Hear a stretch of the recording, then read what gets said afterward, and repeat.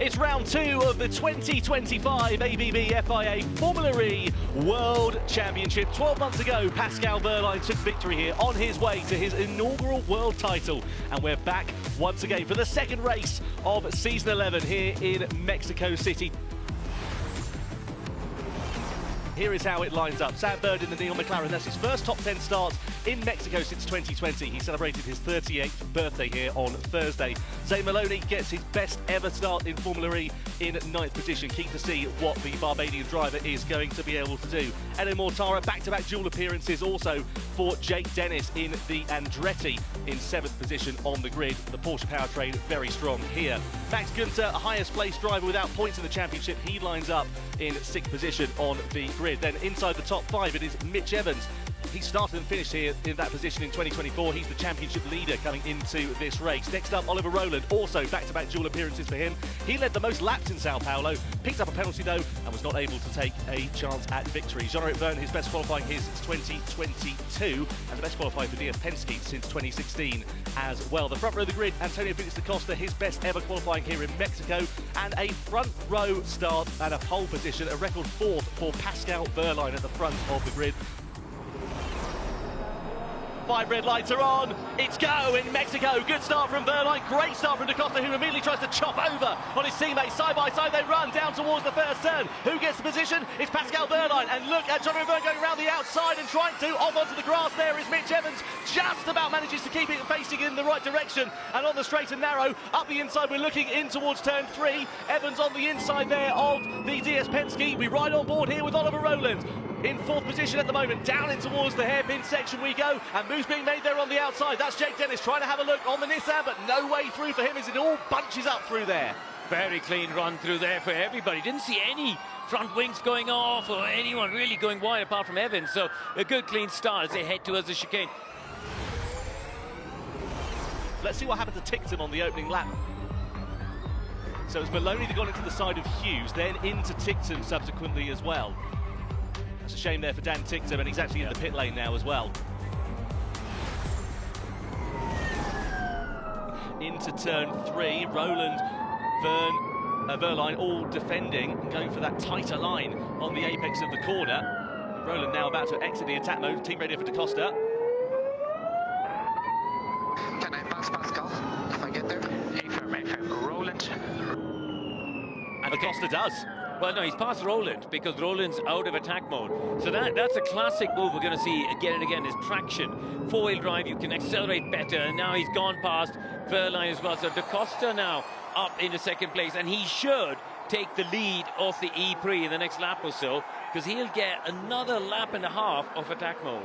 And just looking at who's used the right amount of attack mode, or different amounts, Jake Dennis used 4 minutes, da Costa is using his first 4 minutes as well. So if da Costa passes Jake Dennis on track, they've used the same amount of attack mode, so that will be for track position. So coming through the Perotada we go, and this should be quite easy for Antonio Felix da Costa to set it up. He's got 4-wheel drive, he's got extra power underneath his right foot. It's a good exit though for Jake Dennis, but I don't think it's going to be anything to thwart the challenge here. Dennis goes for the defensive line, and da Costa has to live and fight another day. Can't make a move into that first corner. Could be about the exit coming out of it though, and look at that, there we go. Da Costa goes back through and into the race lead.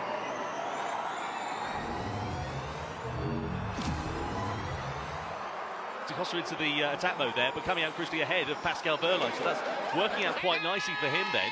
Yeah, da Costa managing to stay ahead of his teammate, but interestingly, Porsche have chosen to let him take attack mode on that lap, because Pascal Wehrlein, he's only got about 45 seconds more attack mode at the minute to use than Jake Dennis. Be patient, you don't need to pass him on this lap. You can do it when he runs out of energy. You should have an advantage. So sit back, bank the energy for when you need it to actually get past. Smart strategy then from him, but he's going for the move. Waiting. Yeah, up the inside into turn 12 goes Antonio Felix da Costa to take the lead of the race away. Back from Jake Dennis into the stadium we go, and no way that Dennis can retaliate, so it's Porsche's 1st and 3rd with the Andretti Porsche. Now Jake Dennis in 2nd position here. Well, yellow turn 12, that's David Beckman in the Cupra Kiro, who's gone into the wall, not for the first time this weekend. Safety car's been deployed. There we go, so safety car is deployed then. Watch the restart, because he can accelerate with the 4-wheel drive now. Watch him go. Yeah, we're on board with Rowland. watch when he puts the power down. Can he out-drag Jake Dennis down towards turn 1? This is going to be easy, surely, for him. Green light is on then, and we go side by side. Oliver Rowland on the inside of Jake Dennis, down into the first corner. The Briton up through and into third place. Next target, the two Tag Heuer Porsches. A golden opportunity falling into the hands of the Nissan team, and a possible opportunity at victory sending their way. And Rowland's taking advantage of it. He's trying to find his way through. On the inside, he lunges up to the underneath Pascal Wehrlein and goes through into turn 5 and turn 6, and now he's going to have the traction advantage on Antonio Felix da Costa here as well. Da Costa knows that. He defends into turn 9, but surely Rowland's going to be able to try and find his way through. Oh, contact there between them. Rowland on board we ride, and now he's going to have the advantage of traction, and Da Costa tries everything he can to defend, but Rowland is through and into the lead at turn 12. Oliver Rowland in the Nissan leads, and to the delight of the Nissan team, it is now a golden opportunity for the Britain to try and take the victory, but there's another safety car here.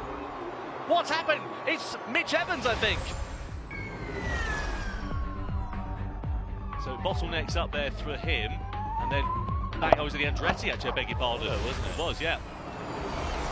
As we come through into the stadium section, it'd have to be a damn dare move on the inside, and I don't think Da Costa is going to have the opportunity to lunge through. He has a half look as it's all concertinas up through the stadium, past the fans, and it's nose-to-tail action. It's going to come down to the final corner of this race, and Da Costa is trying everything he can to get his way through on the Nissan, but round the Peraltada we go for the final time. Energy is absolutely critical here in this one, but it is going to be surely a first victory ever in Mexico City for Oliver Rowland and Nissan. Absolutely sensational for the Britons. Da Costa in second, Wehrlein in third, just ahead of Jake Dennis.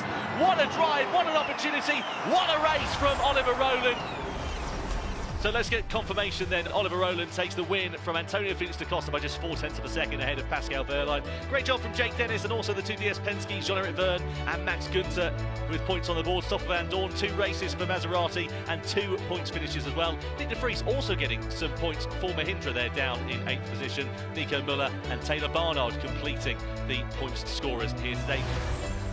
I've been coming to Mexico for a long time, and I never had any luck. I always wanted to stand here, so yeah, super happy. I mean, the car was great. The race was mega. I think with the attack mode, the strategy was unbelievable, but I've always wanted to stand here in the stadium with all these amazing fans, and yeah, thank you very much.